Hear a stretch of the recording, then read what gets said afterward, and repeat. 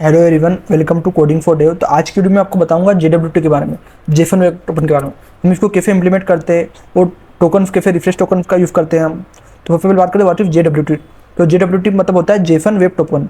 ये एक कॉम्पैक्ट है जिसको हम यूज़ करते हैं URL से सिक्योर ट्रांसमिट करने के लिए पार्टीज को जेसन ऑब्जेक्ट। ओके, इसका हम यूज़ करते हैं। तो इसका यूज़ केस क्या है कि हमको स्टेटलेस ऑथेंटिकेशन कर पाते हैं, हम API को सिक्योर कर पाते हैं और ऑथोराइजेशन कर पाते हैं इसकी मदद से। ओके, तो एक जो JWT है ये 3 पार्ट में होता है।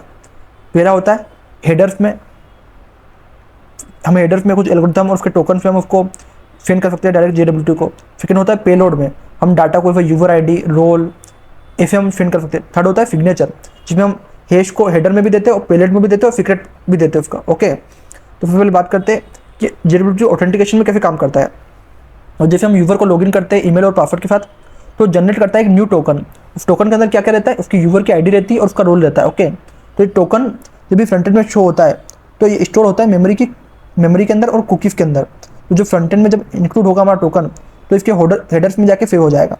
तो जैसे ही हम जो सर्वर वेरीफाई करेगा टोकन का, अगर ये प्रोटेक्टेड राउट को एक्सेस कर सकता है तो ही उसको एक्सेस देगा। ओके, तो इसको यूज़ करने के लिए आपको ये भी एक पैकेज है हमारा Node.js का, तो आपको इसको इंस्टॉल करना पड़ता है npm install Jason web token करके। ओके, फिर आपको इसको इम्प्लीमेंटेशन करना पड़ता है एक्सप्रेस में।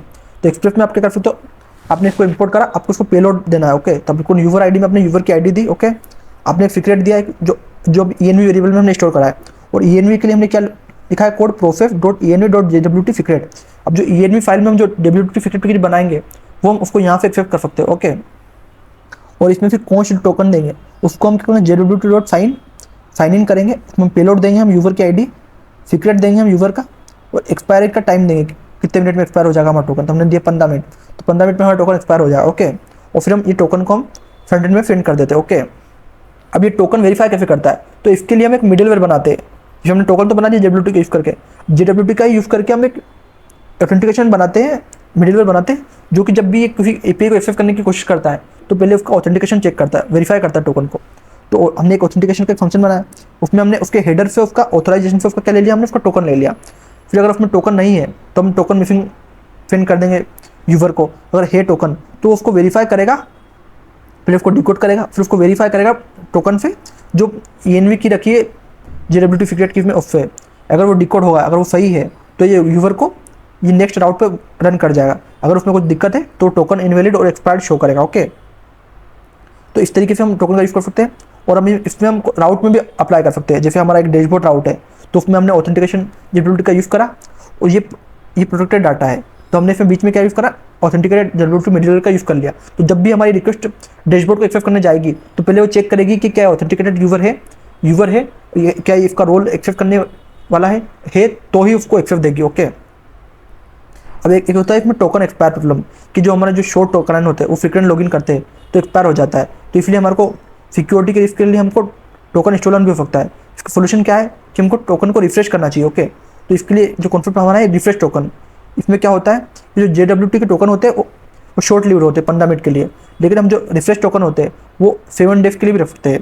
तो हमको क्या करना चाहिए, जनरेट करना चाहिए new token without logging in again. Okay, तो जो JWT का रिफ्रेश टोकन है वो 7 डेज तक रख सकते हैं। तो JWT एक्सपायर हो जाता है तो फ्रंट एंड में हम रिफ्रेश टोकन सेंड करते हैं, फिर रिफ्रेश करते हैं तो सर्वर वेरीफाई करता है और रिफ्रेश टोकन वो इशू करता है न्यू JWT। ओके, तो फिर आप इम्प्लीमेंट कैसे कर सकते हैं रिफ्रेश टोकन, तो हमको जो एक्सेस होगा जैसे WT का साइन इन होगा तो ये जनरेट करेगा एक और रिफ्रेश टोकन। ओके, जो रिफ्रेश टोकन है उसकी लिमिट रहेगी 7 डेज। ओके, और वो सेंड हो जाएगा किसको, यूज़र को। डायरेक्टली यूज़र उससे एक्सेस कर सकता है जो रिफ्रेश टोकन है वो जो दिया जाएगा यहाँ से। ओके, अब इसका जो रिफ्रेश का राउट कैसा रहेगा, जैसे इसके लिए आप एक रिफ्रेश राउट बनाओगे, आपको हेडर से डाटा लोगे, टोकन को चेक करोगे, वेरीफाई करोगे कि टोकन है, रिफ्रेश टोकन अगर है तो आप नया एक्सेस के लिए एक और JWT सीक्रेट की बनाओगे, उसको आप एक्सपायर की टाइमिंग दोगे पर्टिकुलर, फिर नया टोकन बनाओगे, उसको आप अगर कुछ दिक्कत आ गई तो आप उसमें एरर शो करोगे, और नहीं आई तो आप उसको सेट कर दोगे यूज़र को। ओके, अब हम किधर स्टोर करते हैं हमारा टोकन, तो जो एक्सेस टोकन है हम उसको मेमोरी रिएक्ट की कुकीज़ में स्टोर करते हैं, और जो रिफ्रेश टोकन रहता है उसको HTTP ओनली में केवल कुकीज़ में स्टोर करते हैं सिक्योरली। ओके, तो जो बेस्ट प्रैक्टिस क्या है हमारी कि हमको शॉर्ट एक्सेस के लिए टोकन एक्सपायर कराना चाहिए, और हमको लॉन्ग टर्म को मिसयूज़ नहीं करना चाहिए। ओके, और और हमको लॉन्ग रिफ्रेश टोकन एक्सपायर बनाना चाहिए ताकि हम स्टे लॉगिन रहे ज़्यादा टाइम तक। ओके, और हमको स्टोर करना चाहिए रिफ्रेश टोकन को सिक्योरली काय में, HTTP ओनली और सिक्योर कुकीज़ के अंदर। और हमको रोटेट करना चाहिए रिफ्रेश टोकन को, हमको नया टोकन एवरी टाइम जनरेट करना चाहिए। ओके, और जो लॉगआउट होता है वो इनवैलिड होता है तो डिलीट करना चाहिए refresh token from DB on logout. अगर जब भी लॉगआउट होगा तो हमको उसके डाटाबेस में फिर रिफ्रेश टोकन को डिलीट कर देना होता है। और हमको हमेशा HTTPS का यूज़ करना चाहिए इनक्रिप्ट ट्रांसमिशन के लिए। अब मैं आपको कंपेयर करता हूँ JWT वर्सेस सेशन, दोनों में डिफरेंस क्या होता है। तो दोनों स्टोरेज होती है, लेकिन जो JWT है वो टोकन रहती है क्लाइंट में, और जो सेशन होती है उसका डाटा रहता है मेमोरी में, किसकी, DB के सर्वर मेमोरी में, और या DB मेमोरी में रहता है। ओके, और स्केलेबिलिटी की बात करें तो JWT ईजियर है, नो मेमोरी ईजियर, लेकिन इसमें क्या रहता है, हमारे लोड बैलेंसिंग कॉन्फ़िग का यूज़ करना पड़ता है। कंट्रोल की बात करें तो ये रिवोक इजीली नहीं होता और ये इजीली डिस्ट्रॉय हो सकता है session.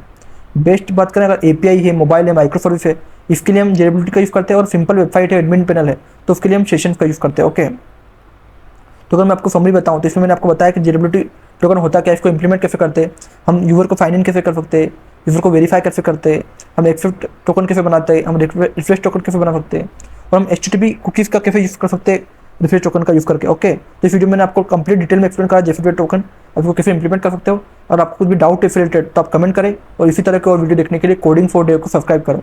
Thank you for watching.